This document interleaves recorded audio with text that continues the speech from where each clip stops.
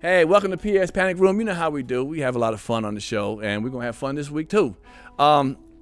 It's funny. Normally this time I do my invitation where I invite a celebrity to come on to the show, but I cannot ignore the tremendous loss the comedy world has lost. Mr. Paul Mooney passed away, and you're hearing about it throughout the comedy world.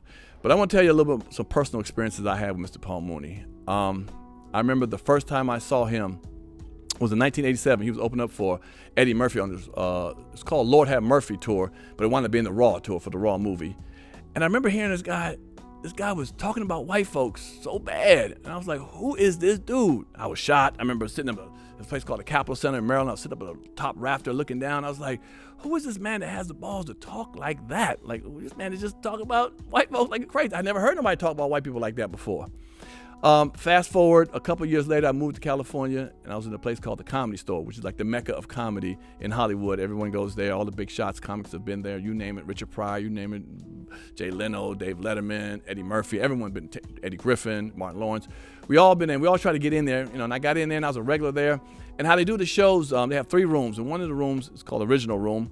They let each comic brings the next comic up, and you have maybe 20 comics. We all start about 8 o'clock. We do 15-minute increments, and I remember Paul Mooney would always go on last. A lady named Mitzi Shore, who owned the club, she let Paul Mooney go on last, and he can do it as long as he wanted to. And there was a reason why he went on last, because he would pretty much run that room full of white folks up out of there quickly. Within about 20 minutes of his act, white folks were popping up like toast because he kept it real. And I remember I used to get sometimes of a show, like say about 8:30, I would wait till midnight to watch him. Every time I saw his name on the calendar, on the schedule, I said, I'm gonna wait till midnight. And it was just such a joy to watch him, man, because as I felt he was saying things that so many people wanted to say but were afraid to say. Trust me, there were a lot of people who wanted to talk trash, but they was afraid. And I look at Paul Mooney, and I remember becoming friends with him, and he would tease me about being half black, half white. I wasn't really black and shit like that. And I was like, come on, dude. And one time I started talking about my mother being white. He's like, oh, nigga, you just trying to fit in, nigga. You trying to tell me about you got a white mother, nigga. I was like, come on, Mooney. You got 2 light-skinned sons now. Come on now. Everybody ain't been dark in your family. You ain't been messing with either. So he just loved it. And I used to call him the cocaine of comedy. And he said, what does that mean? What does that mean, cocaine of comedy? I was like, nigga, everybody's doing it, but don't nobody want to mention it. He's like, I love that. And so many celebrities would come into the room and sit in the corner. The Eddie Murphys, the big David Letterman, people would hide in the corner because they wanted to get the Paul Mooney feel. They were just afraid to be seen, supporting Paul Mooney. And I used to sit there and think like, wow, man, I wanted to say some of those things. And I'm gonna be honest with you, I didn't have the courage as a young comic to say as much stuff that he said. And I was watching him, and I just watched him every night, and just like, he was like a relief to watch him perform and say the things he said that we all wanted to say but were afraid to say. And as I started working in the Comedy Store more and more. A year went by, 2 years.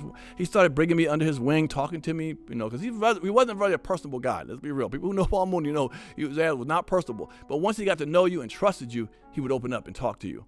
I remember one time, because he's so pro-black on stage, white people this, white people this, white people this.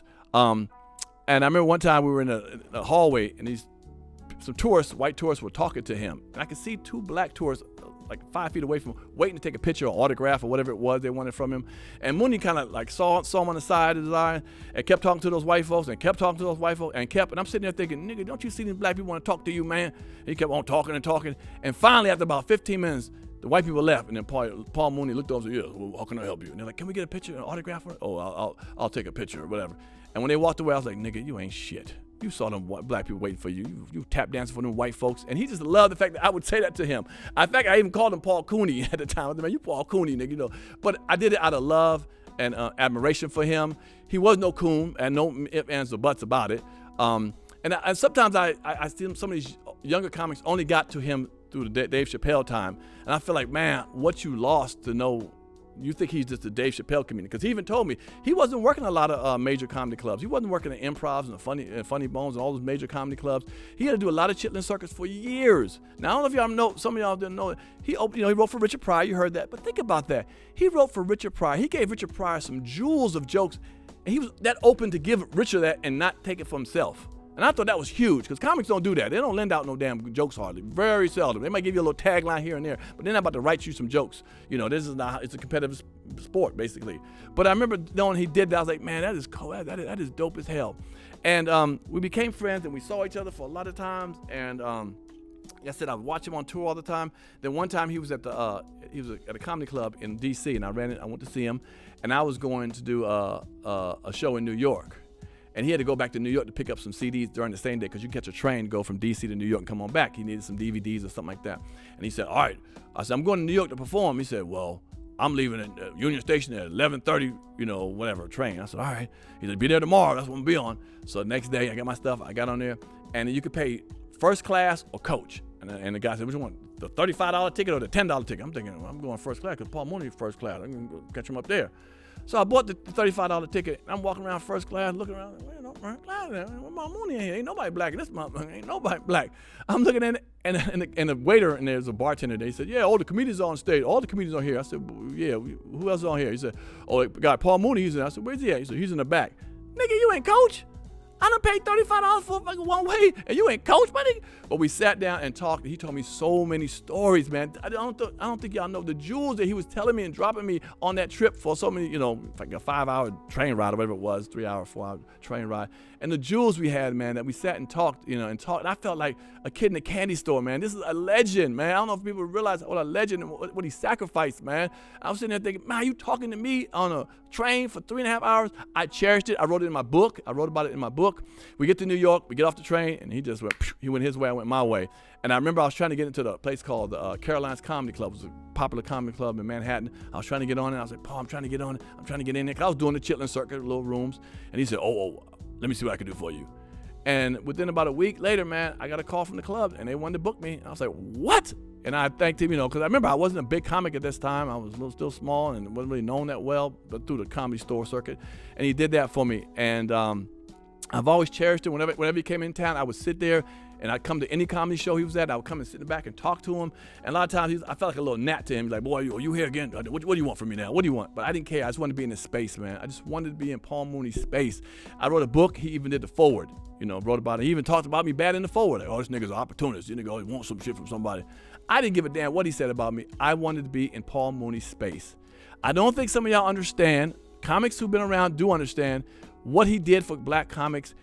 I consider him the black news of comedy. He gave us news. Now, there are people who love Richard Pryor. I tell everybody, Paul Mooney is my favorite stand-up comic in the world. Paul Mooney. I like Richard Pryor, George Carlin, all of them, but Paul Mooney was my ultimate favorite comedian.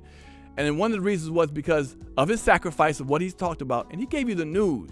See, Richard Pryor would tell you funny stories, which was great, about the red bone and all this kind of stuff, but Paul Mooney would tell you what's happening now, the problems we're going through now. And he stayed there, and I say, he laid on that shield, that shield, man, on that sword that people were afraid to. I mean, trust me, there was a lot of comics who wanted to say what Paul Mooney said and was afraid to say what he said. And again, I was so happy to be in his presence. So I got a phone call recently, a couple of years ago, 2 years ago, that he wanted to do a tour, and they asked me to be on it. I was like, what? I don't know if y'all remember, there was a show he did at the, what's that place called? The Cobb Energy Center. He did a big show for a lot of celebrities came, and they asked me to be like his, I don't know what the word I'm looking for, like his underling in one of the scenes. And I'm famous. I did movies and shit. I did all kinds of stuff. But I was willing. He's the only one I would have done it for, to be his underling. Like go up to him and Mr. Mooney, blah blah blah. Because I used to always bow down to him when I saw him. But the point is, I was willing to do that, and he let me get a little stage time. I appreciated that. But this last tour, I got a phone call saying that he wanted me to be on his tour, and I was like, oh shit. So I went, and I was excited about being on the tour with him. And I get there, and then I saw the state that he was in. This was 2 years ago. He was kind of losing his dementia, was setting in. He recognized me as I talked to him a little more, and it was so hurtful to see him in that condition, man. I almost put tears in my eyes, but I still was happy. I was willing to take Paul Mooney at 30% over 100% of some of these other comedians. I mean, to be in his presence. I needed that. I needed to be around that person that fueled me to get up here where I am now, and I say what I say. Like when you see me on Comedy Hype, Speak My Mind, it's a little Paul Mooney inside me. It says, you know what? I don't care if I don't become a huge comedian. It's not about that. It's about keeping it authentic and real. And that's something that Paul Mooney did. And when I saw him, it was hurtful to see him in the condition, but he remembered me. And I would stay talking to his people, his man Rudy, his cousin who took care of him for the last couple of years of his life, and in fact was there when he passed away. Rudy called me this morning, when he passed away. And I said, how did it happen? What happened? And he told me, he said, Paul Mooney asked him for a peanut butter and jelly sandwich, and he went in the other room to make it, and he came back, and Paul was gone. I said, damn, for a peanut butter and jelly sandwich. He went away. Not that he died for that, but he went away and missed him. He said he tried to get him CPR. But Paul Mooney's in a better place now, and I'm in a better place as a comedian because I knew Paul Mooney and spent time with Paul Mooney.